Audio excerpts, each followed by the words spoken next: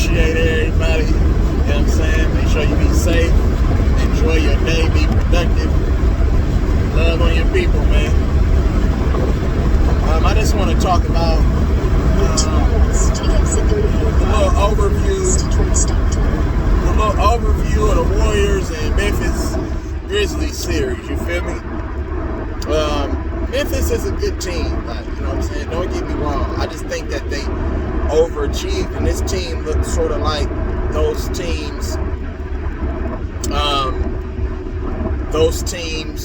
of the past, like the grind factory, the grind house, like, you know, Memphis, blue collar, hard workers, get it out the mud. I just don't think that they have enough, you know what I'm saying, to go to the NBA Finals.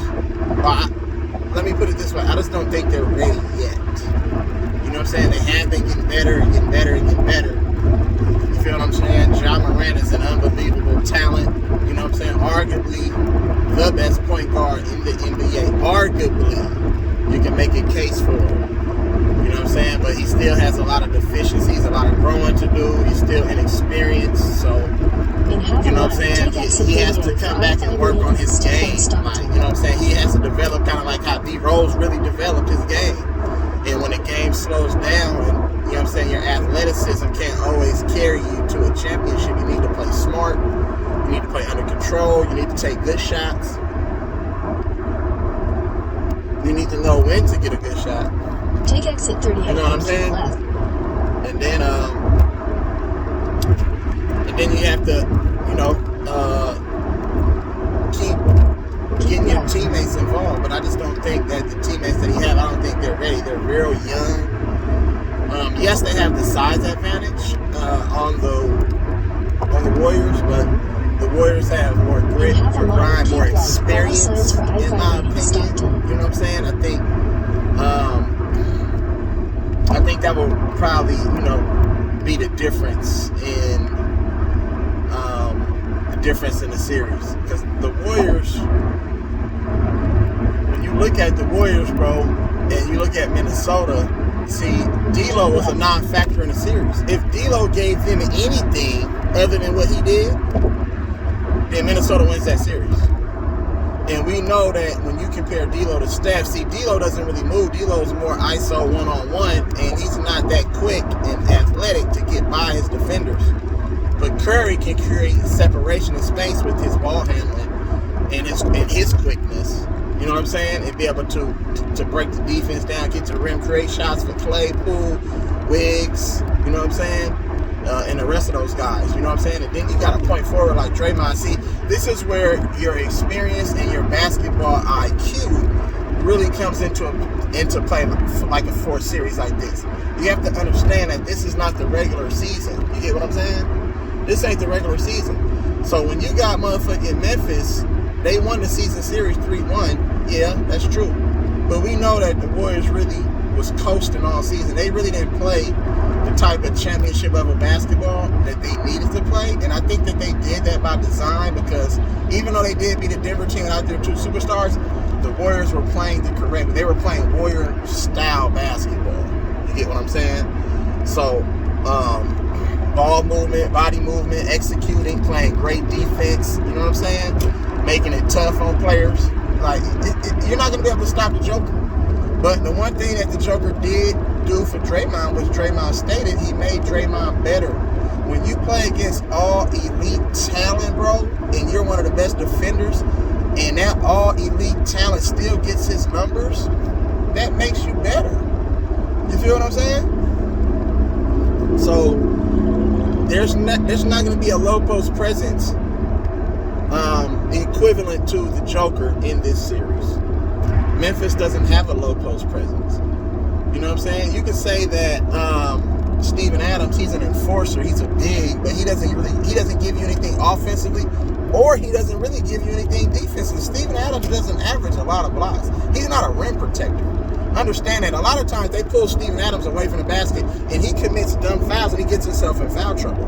He's just big and strong. Like, you know what I'm saying? If anything, he might be able to keep offensive rebounds alive. You know what I'm saying? And that's one thing to watch out in this series for the Warriors, because that's their Achilles heel, is their size. You know what I'm saying? On So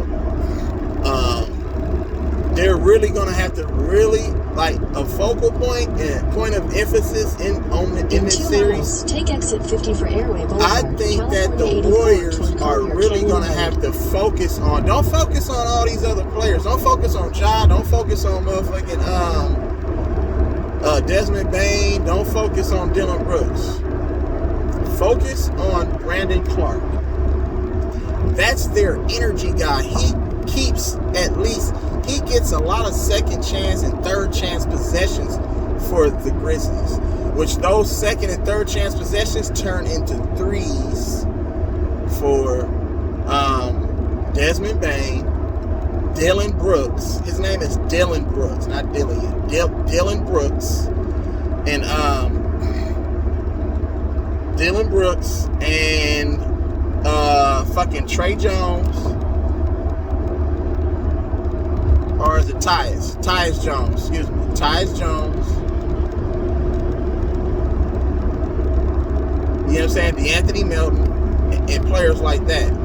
And occasionally motherfucking Jaren Jackson Jr. So you have to be careful for them energy guys. Those are the guys that you need to really pay attention to. And with Minnesota's length and size, they did not do a good job of rebounding. They did not do a great job of rebounding. And that was one of their Achilles. That's Achilles heel. Hindsight is 2020. We can look back on the series and say, D'Lo, non-productivity, and controlling the glass. And that's where Minnesota hurt themselves, man. You know what I'm saying? So, those are the things that I think are going to stand out to me in the series. In a quarter mile, continue straight onto Kitty Hawk Road. That's what I think. You feel what I'm saying? And I think that the Warriors, in the end, this is not the regular season. I think the Warriors are going to do what they do, period. The Warriors are going to do what they do. Is it good enough to win against this Grizzlies team? It's going to be a competitive series. This can go 7-game series, and it can be over in 6, or it can be a gentleman's sweep. You know what I'm saying? So, but the Warriors and Steve Kerr and his staff is really going to have to buckle down. The players, the team, staff, everybody have to watch a lot of film, and you have to understand what's Memphis' Achilles heel. You know what I'm saying? You can get Jaren Jackson in foul trouble. You feel what I'm saying? Ja Morant is not an elite defender, even though he's, you know what I'm saying, has nice size and athleticism, but he's not an elite defender. You can really get him on mixed matches in the post. You know what I'm saying? It's certain things that you could take advantage of, and that's what they need to be very, very aware of. Like, you feel what I'm saying? Desmond Bain is not a great defender. Dylan Brooks is probably one of their best defenders, along with Jaren Jackson Jr. protecting that rim. Your destination is on the left. Like I just said, Jaren Jackson Jr., he gets himself in a lot of foul trouble. So really, if you can get him out of the game and get Brandon Clark in the game, and then really neutralize Brandon Clark by boxing him out and being physical with him, then I think the Warriors can have an advantage. You know what I'm saying? So we're going to see, you know, what it looks like. But if I'm Steve Kerr, I play Jonathan Kuminga a lot in this series. I give him that experience. Jonathan Kuminga is going to be able to make different things happen because of his athleticism. You know what I'm saying? He's going to be able to switch on those smaller guards and be able to put them in the rim. Period, point blank. Otto Porter Jr., stretches the floor, but he's not as athletic. You feel what I'm saying? And Otto Porter, he's a veteran. He makes plays here and there, but each series calls for a different player to step up. And that's just my opinion. That's my take on it. I think Jonathan Kuminga needs to get more minutes. And I think that the Warriors need to really value their possessions and take care of the ball. No sloppy passes and no live ball turnovers. When you have live ball turnovers against motherfucking Memphis, they turn them motherfuckers into fast break highlight plays. Threes, you know what I'm saying, and motherfucking dunks. So you cannot have live ball turnovers. Dead ball turnovers, if you're trying to make the right play and you happen to have a turnover and it goes out of bounds or whatever, I can live with that, but still, I hate turnover. You have to value each possession because getting a shot at the rim, you know what I'm saying, no matter, even if it's a bad shot, because bad shots can potentially go in sometimes. You have to give yourself a chance, bro. You have to maximize your possessions in the game. When you turn the ball over, you give the other team momentum and opportunities to score. You feel what I'm saying? So that's real big. And then the Warriors need to get back in transition. Their transition defense is going to be huge. They need to get to the bodies, you know what I'm saying? And they need to get back in transition, lock up, and make Dylan Brooks, make him a shot creator. You know what I'm saying? Make him a play creator. Make motherfucking Desmond Bane a play and a shot creator. You know what I'm saying? They're more comfortable with just sitting back, catching and shooting wide open shots. And that's where Minnesota, that's where they lost the series. Another reason why they lost the series. Desmond Bane had too many warm-up, wide-open threes. If you know that's all he's doing, make him do something else. You know what I'm saying? Make Ja Morant just score 50 and shut everybody else down. If you make Ja Morant score 50 and shut everybody else down, because we know Ja Morant was not a good free throw shooter. You feel me? He's going to attack the back and continue to keep going to the basket, but he's like 50, he's like 60 sub 70%. Like, you feel what I'm saying? So if you can get him to go to the, you know what I'm saying, get to the line that many times, then the rhythm of the game, that means that he's taking and imposing his will on the game, and everybody else is, they're not really touching the ball. You feel what I'm saying? So make Ja really have to just beat you by himself and shut all the other role players down. And that gives you a great chance to win.